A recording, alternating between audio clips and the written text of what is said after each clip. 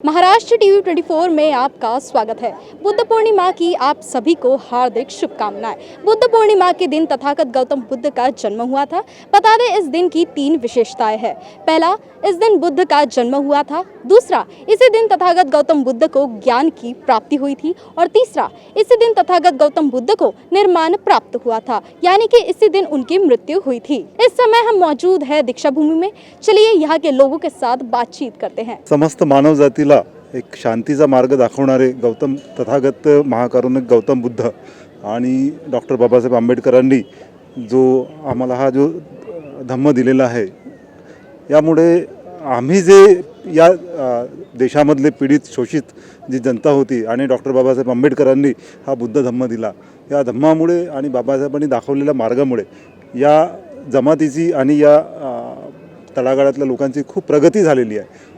म्हणून आजचा दिवस आमच्यासाठी प्रेझेंटली खूप महत्त्वाचा आहे, आनंदाचा आहे आणि आमच्यासाठी सुद्धा ज्ञानप्राप्तीचा आहे। थँक्यू। जो संदेश देणारे तथागत गौतम बुद्ध आज त्यांचीच जयंती आहे आणि इथे येऊन आम्ही उत्खेडवरून आलेलो आहे। भरपूर खूप मस्त वाटत आहे। फॅमिलीसोबत आलेलो आहे आणि खूप मस्त वाटत आहे।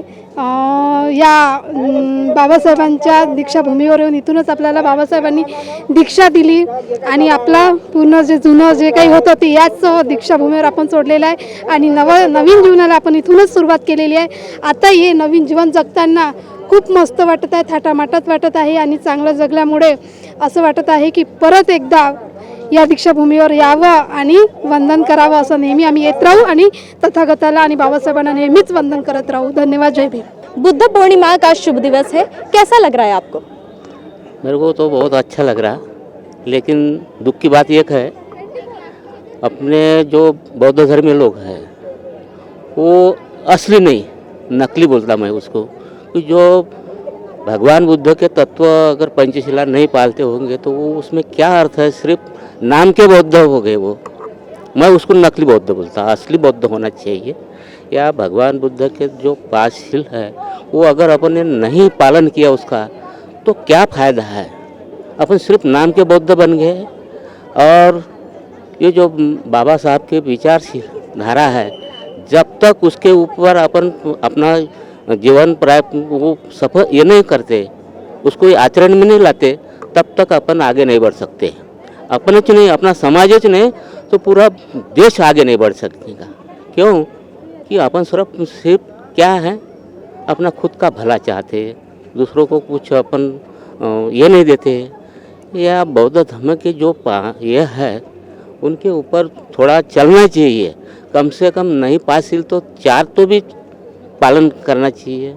4 नहीं तो 3 नहीं तो 1 भी नहीं पालते तो फिर क्या फ़ायदा है, सिर्फ हम बौद्ध नाम के बौद्ध हो गए। और जब तक ये देश में जातिवाद है, अपन जातिवाद के ऊपर कुछ भी नहीं कर सकते।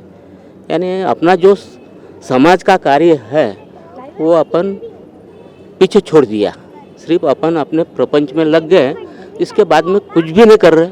जो पढ़े लिखे लोग हैं, जिसने बाबा साहब ने बोला था कि हमारे जो पढ़े लिखे लोग हैं वो मेरा जो रथ है, मेरा जो कार्य है वो सामने लेके जाएगा, लेकिन सामने तो नहीं पीछे लेके जा रहे। क्या है वो जो पढ़े लिखे, अनपढ़ की बात तो छोड़ो, लेकिन जो पढ़े लिखे लोग हैं वो अगर कुछ भी नहीं कर रहे, बाबा साहब ने बोला था कि जो तुमको जो कार्य दिया है ये सब जो अदर कास्ट वाले हैं, ओबीसी है, सामान्य वाले हैं, जिसको अपन क्या बोलते हैं ओबीसी ओपन वाले, वो उनको अपन अपने समाज का जो कार्य है वहाँ तक पहुँचाना चाहिए। लेकिन वो बाकी लोग को कुछ भी नहीं एडवाइस करते।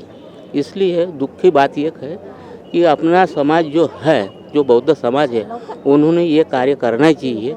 और जब तक जात, ये देश की जात है, जातीयवाद है, ये ख़त्म नहीं हो सकता, तब तक अपने देश में अपन भी सुरक्षित नहीं रह सके।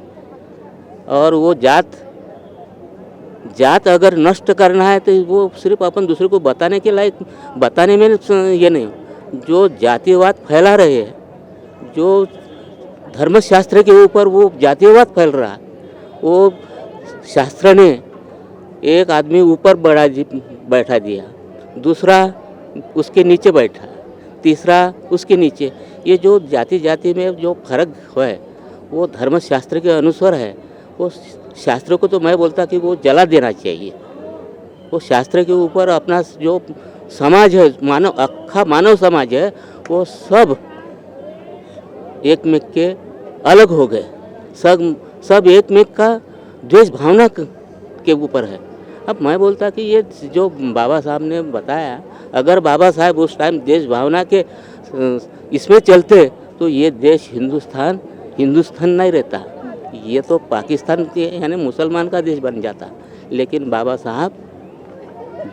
साहब ने भगवान बुद्ध के तत्व के ऊपर चला है। बाबा साहब जो बना है वो भगवान बुद्ध के तत्व से चल, और इसलिए उन्होंने अपने को बौद्ध धर्म दिया कि मेरा समाज हजारों साल गुलाम रहा और मेरे समाज को, ये गरीब समाज को हजारों साल गुलाम बनाने के लिए जो इन्होंने नियम बनाए हैं, मनुवादी ने मनु बनाया, वो बाबा साहब ने भर चौक में जला दिया।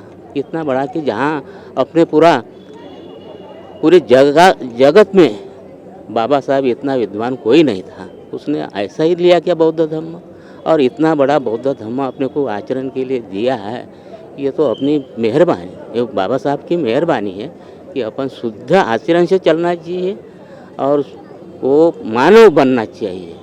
इसलिए बौद्ध धर्म दिया है अपने को, वो अपने को बहुत अनमोल चीज़ मिली है, उसका सही तरीके से अपन ने अपने जीवन में लाना चाहिए। लोग नकली बुद्धिस्ट है, तो फिर आप हमें बताइए कि असली बुद्धिस्ट कौन है? हाँ, असली बुद्धिस्ट कौन है?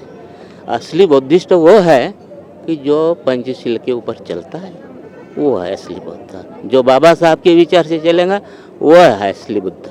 आज मी बुद्ध पौर्णिमे निमित्ताने 2 शायऱ्या म्हणू इच्छिते। घासल्याशिवाय धार नाही तलवारीच्या पाठीला, घासल्याशिवाय धार नाही तलवारीच्या पाठीला, बुद्धाशिवाय पर्याय नाही भारतातल्या मातीला। मौत का डर उनको होता है जिनके कर्मों में दाग है, मौत का डर उनको होता है जिनके कर्मों में दाग है। हम तो बाबा साहब के औलाद है, हमारे खून में आगे। जय भीम, जय भारत। मला असं वाटते की बुद्ध एक शांतीचे अथांग सागर आहे।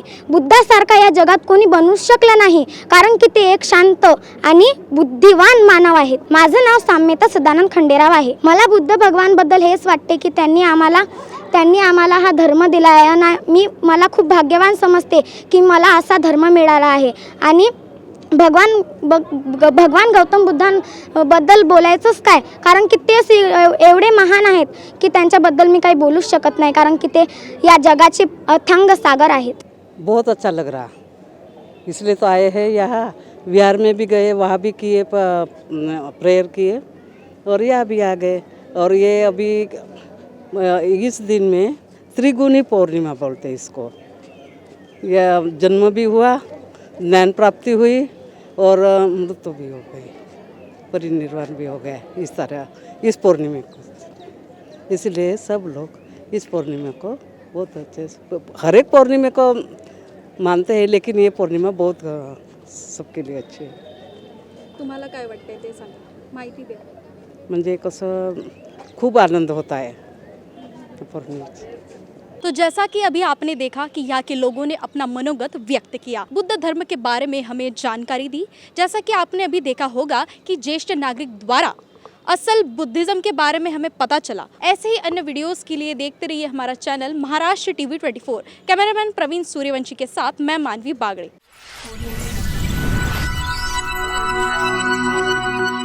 आँखों की संपूर्ण देखभाल के लिए मध्य भारत का जाना माना नाम माधव नेत्रालय। यहाँ आँखों की पूरी तरीके की जांच के साथ सभी प्रकार के ऑपरेशन किए जाते हैं। मोतिया बिंदु, काज बिंदु, रेटिना, साथ ही कॉर्निया के उपचार भी होते हैं। तिरछेपन और युवाओं में चश्मा हटाने का ऑपरेशन भी आधुनिक लेजर तरीके से होता है। आँखों की सभी समस्याओं व अधिक जानकारी के लिए संपर्क करें माधव नेत्रालय, साई मंदिर के पास, Gajanan Nagar T point, Ajni, Nagpur. Dial करें 678 5200 या Madhav Netralaya premium centre, Vasudev Nagar metro station के पास, Hingna T point, Nagpur. Dial करें 350 2300।